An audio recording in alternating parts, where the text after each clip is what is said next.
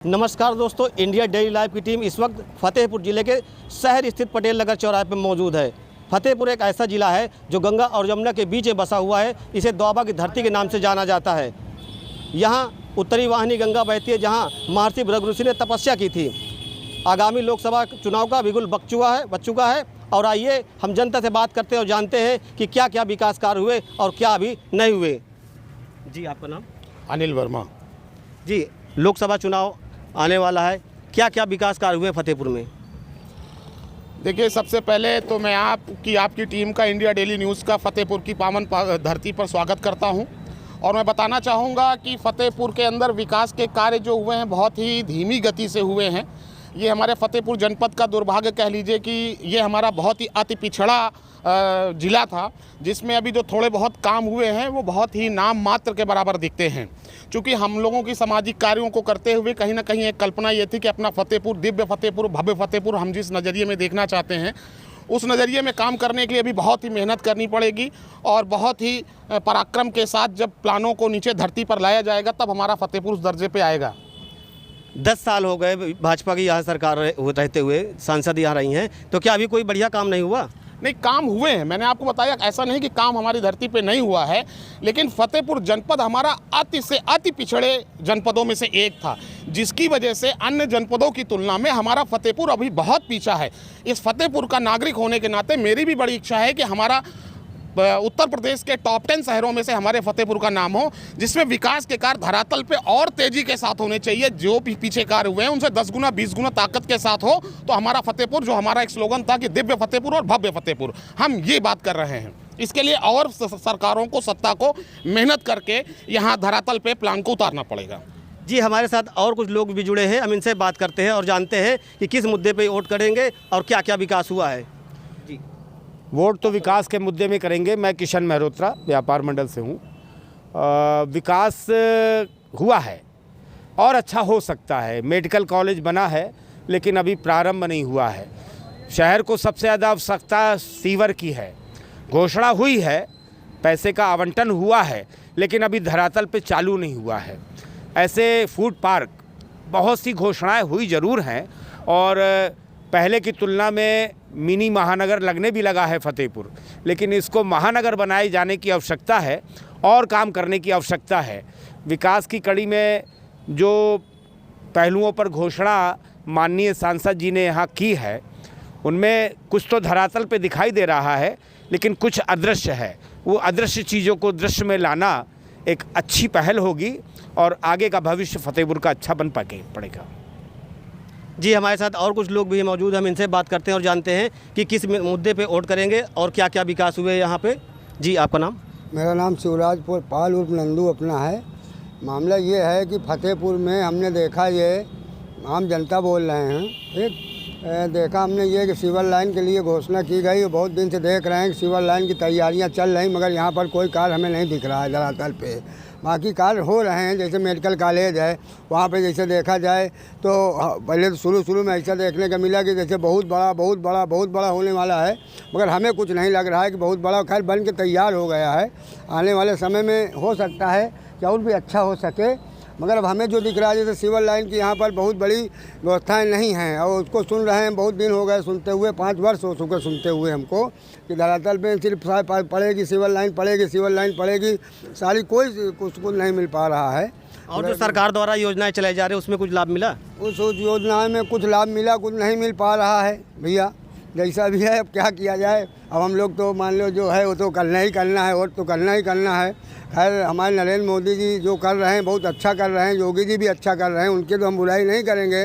और जो सांसद जी हमारे हैं उनको भी नहीं कह सकते, व्यवस्था बहुत बड़ी रहती हैं।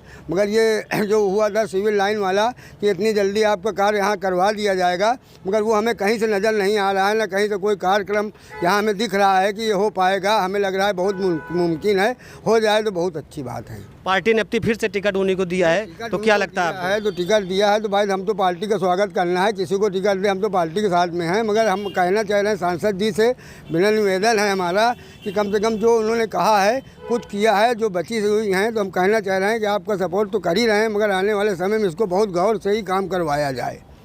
जी हमारे साथ और कुछ लोग मौजूद, हम इनसे बात करते हैं और जानते हैं कि क्या क्या विकास हुआ और किन मुद्दों पर वोट करेंगे। जी आपका नाम? मेरा नाम शाहिद खान है, मैं अल्पसंख्यक से हूँ। और मोदी जी ने जो विकास कार्य किया है इन 10 वर्षों में, वो शायद ही किसी सरकार ने अभी तक किया हो, क्योंकि इसके पहले भी सरकार, बहुत सी सरकार थी, हमारे फतेहपुर का कभी कोई विकास नहीं हुआ। लेकिन इस सरकार से हमको पूरी उम्मीद है और हमारे समाज को पूरी उम्मीद है कि विकास हो रहा है और होगा। ज़्यादातर योजनाओं का लाभ हमारे समाज को मिल रहा है, ठीक है।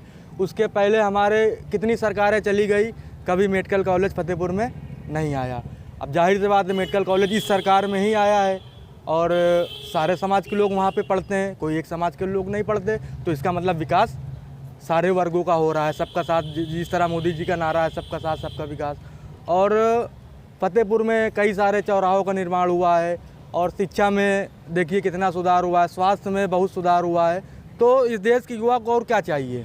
मतलब 10 सालों में जो है विकास हुआ, बढ़िया विकास हुआ है। 10 सालों में बहुत अच्छा विकास हुआ है। इस मतलब जब से हमने होश संभाला है, ऐसी सरकार हमने कभी ना देखी है और हमको उम्मीद भी नहीं है कि इस तरह की सरकार अब कभी जीवन में कोई चला सकता है, ये है। और मोदी जी ने अभी देखिए गरीबों का एक योजना चली, प्रधानमंत्री आवास योजना।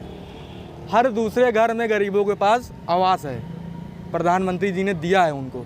इसके पहले हमको 50 साल सरकारें थी, भला आवास दिखा दीजिए, कोई एक आवास हमको दिखा दीजिए। आज मलिन बस्ती में आवास बने हुए हैं, आज मुस्लिमों में आवास बने हुए हैं, ये मोदी जी ही तो दे रहे हैं ना। इसके पहले भी योजनाएं आई, लेकिन आज कोई इंदिरा आवास योजना हमको दिखा दे। आज हमारे साथ किसी भी मोहल्ले आप चलिए, हम आपको हर मोहल्ले में 50 आवास योजना दिखा देंगे, चाहे आयुष्मान कार्ड हो, चाहे प्रधानमंत्री आवास योजना हो, चाहे गल्ला मिल रहा हो। कोई चेहरा देख के तो गल्ला नहीं मिल रहा, हर समाज को गल्ला मिल, चाहे वो दलित हो, मुस्लिम हो, कोई समाज का हो, जो उतलाया गया, जो पास रहा है उसको मोदी जी उसका जो है गल्ला मिल रहा है। पार्टी ने अब फिर से जो है टिकट दिया साध्वी जी को, क्या लगता है आपको? पार्टी ने टिकट दिया है और साध्वी जी अब की उससे दुगना वोट से जीतेंगी। और इस बार तो ज़्यादा उनके साथ अल्पसंख्यक बहुत सारा जुड़ा है। भाजपा में पहले मुस्लिम नहीं आते थे, पहले की पार्टियां उनको भड़काती थी, जो भी उनकी मेंटलिटी चेंज करती थी। लेकिन अब का जो मुस्लिम है वो भाजपा के साथ है, फतेहपुर का मुस्लिम साथ है। और साध्वी जी तो अब की दुगना तिगना वोट से जीत रही हैं, उसमें कोई दो राय नहीं है। तो हम लोग तो उनके साथ हैं, भाजपा के साथ हैं, खुले मन जी। से। और हमारे साथ कुछ लोग जुड़े हुए हैं, हम इनसे बात करते हैं और जानते हैं किन मुद्दे पे वोट करेंगे। क्या नाम है? मोहम्मद अयान नाम है मेरा। क्या लगता है आगामी लोकसभा चुनाव जो है शुरू होने वाला है, इसमें क्या लगता है आपको, किस मुद्दों पे वोट करेंगे आप? बहुत बढ़िया काम कर रहे हैं और भाई गरीबों के लिए 2.5 लाख रुपए मिले, किसी सरकार में नहीं मिले और बहुत सारा काम किया है भाजपा सरकार ने। 10 साल से यहाँ सांसद रहे साध्वी जी ने, और कुछ बढ़िया काम हुआ है। क्या क्या विकास किया? कुछ विकास किया यहाँ पे? भाई चौराहा बनवा दिया, रोडें बनवा दी। भाई जो शहर जो वो आपका जंगल लग रहा था, आप चले जाइए नखलऊ बाईपास चले जाइए, चाहे वहाँ पार्क चले जाइए, अटल बिहारी वाजपेयी चले जाइए, वहाँ चले जाएँ, आपको जंगल लग रहा था, मगर आप देखिए आज पूरी आबादी है। पिछली सरकारों इस सरकारों में क्या अंतर है? बहुत अंतर है। उस सरकार में पूरा जंगल ही पड़ा था, पूरा इलाका ही, मगर आप जब जहाँ खड़े होंगे वो आपको पूरा शहर ही दिखेगा। तो हम तो भाजपा के साथ हैं। हमारे साथ और कुछ लोग भी हैं मौजूद, हम इनसे बात करते हैं और जानते हैं। जी क्या नाम आपका? तुषार श्रीवास्तव। क्या लगता है लोकसभा चुनाव जो है आने वाला है, क्या क्या विकास हुए हैं, किन मुद्दों पे वोट करेंगे आप? मोदी जी ने बहुत अच्छा काम किया है। फतेहपुर में गरीबों को व्यवसाय करने के लिए 10,000, 20,000, 50,000 तक का लोन भी दिया, व्यवसाय कर ले। लोगों को घर बनवाने के लिए 2.5 लाख रुपए तक दिया। आज हर घर में पक्के घर हैं, गरीब ज़्यादा हैं नहीं, सबको मकान मिला पक्का।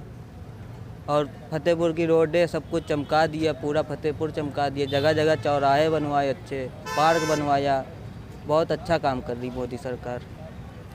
जी हमारे साथ और कुछ लोग, हम इनसे बात करना चाहते हैं और जानेंगे इनसे कि क्या क्या विकास हुए और किन मुद्दों पे वोट करेंगे। जी आपका नाम? दीपक वाजपेयी।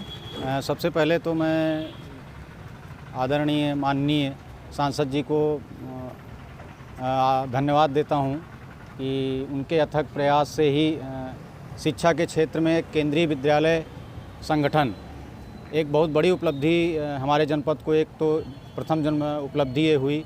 उन्हीं के अथक प्रयासों से मेडिकल कॉलेज है और मैं भाजपा के केंद्रीय नेतृत्व को धन्यवाद भी करता हूं कि उन्होंने पुनः लोकसभा के लिए उनको फिर से चुना है और हम लोग पूरे तन मन से उनके लिए लगेंगे और जो भी हम लोगों से हो सकता है उनके लिए पूरा प्रयास करेंगे। कि पुनः वो जनपद फतेहपुर से निर्वाचित होकर के जनपद फतेहपुर का प्रतिनिधित्व करें संसद में बैठ कर के, और फतेहपुर के विकास के लिए और भी अपने अथक प्रयासों से और भी करें कि फतेहपुर जो हमारा, जैसे कि हमारे पूर्व में भी बताया गया कि सीवर लाइन की समस्या सबसे बड़ी है। जल भराव, जाम से हम लोग बहुत ज़्यादा जूझते हैं।